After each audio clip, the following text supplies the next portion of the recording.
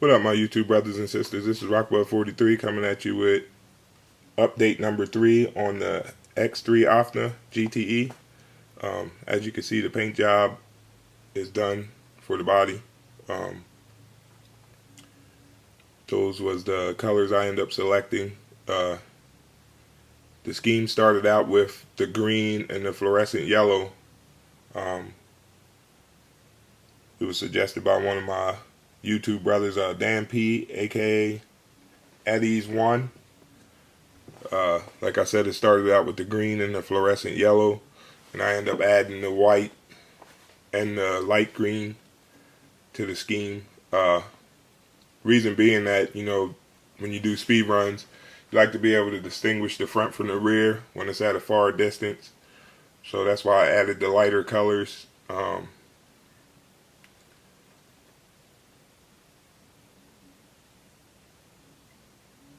The layout actually came from RC Car Rookie because I was trying to figure out how I was going to lay out the 4 colors.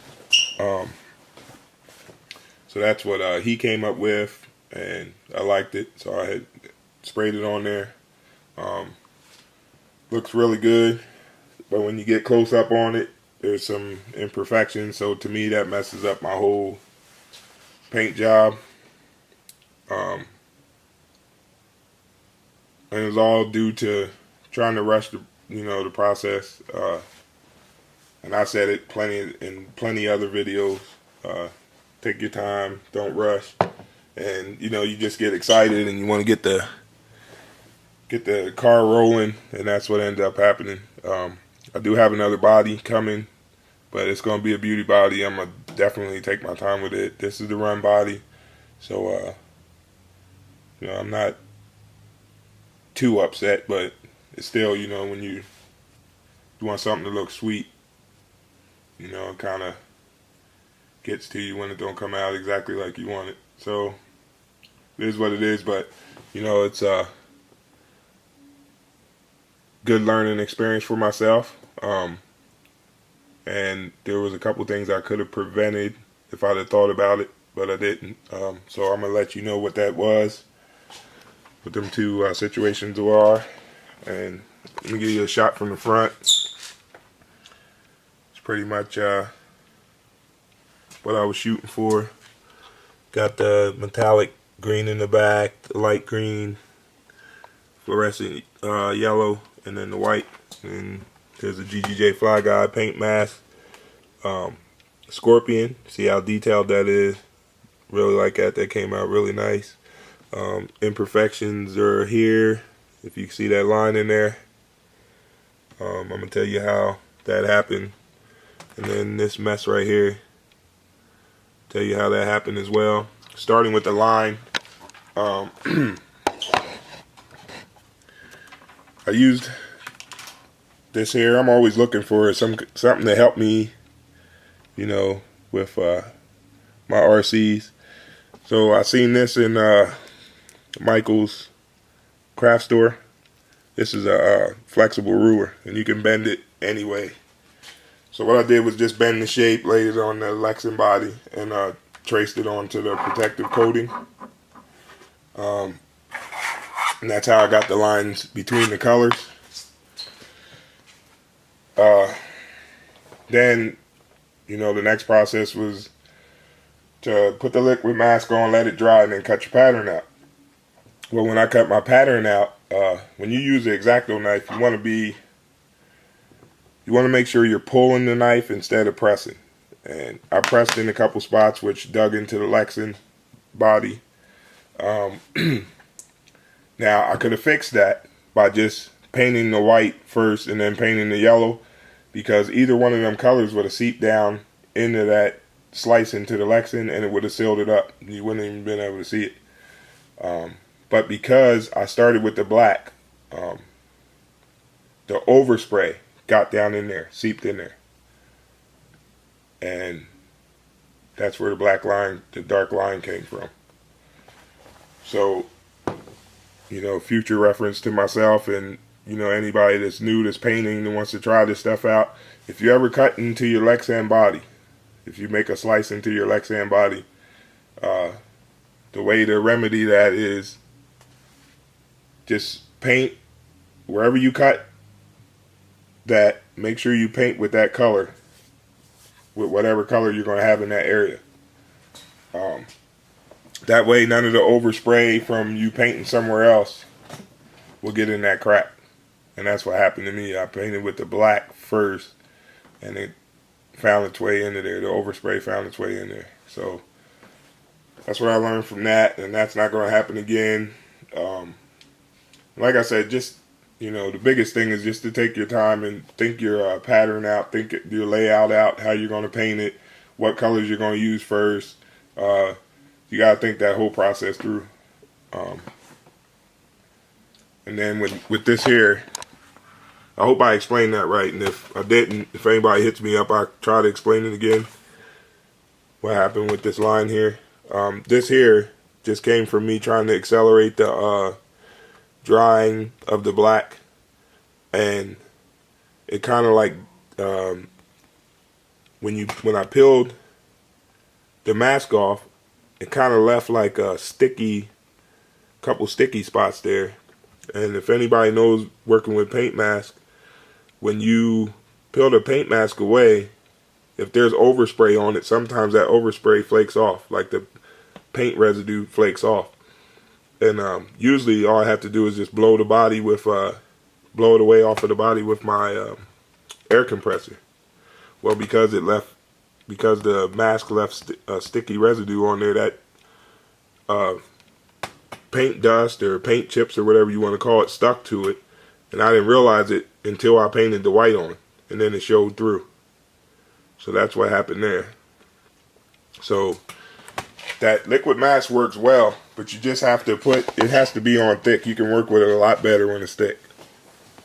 I'm gonna give you an example of what happens when I take my time. That's by far one of my worst paint jobs. This is probably the best one I have. And this is the one I took the most time with. If you look where the blue and the orange meet, there's nothing running into the next side. It's just nice, crisp, just sharp lines, if you can see that. The lines are like really sharp. If you look at the black and the blue, there's nothing like popping into the next. It's just all sharp lines. And that's what you get when you take your time. Just nice, sharp lines. And see how I was able to do that because I took my time. So that's my recommendation. I was hoping to bring out, have that body looking sweet because it's a low profile body. If you look how that body sits on there. Now I'm adjusted. I'm gonna bring it up just a little bit. I got some positions on the body mounts where I can raise that up just a little bit. But I was just hoping for a better turnout. Like I said, it looks good. It looks good from a distance. But when you're painting and you want something to look really good, them little imperfections that just, mess up your whole thing. But also, I want to say what's up to my man Jimmy Henson. He has a X3 GTE as well. He actually gave me a tip, so my project is like at a standstill just till a couple parts come in. He's been doing speed runs with his X3 GTE for like a month and some change now, and experienced a couple problems with the diffs. In the diffs, the parts that hold the bearings, they're made out of plastic, and he was melting those from doing speed runs.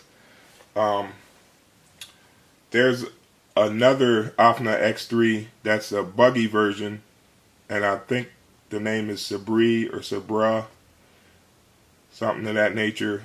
But it has the same setup as this car, the diffs. But the difference is it has the aluminum bearing holders.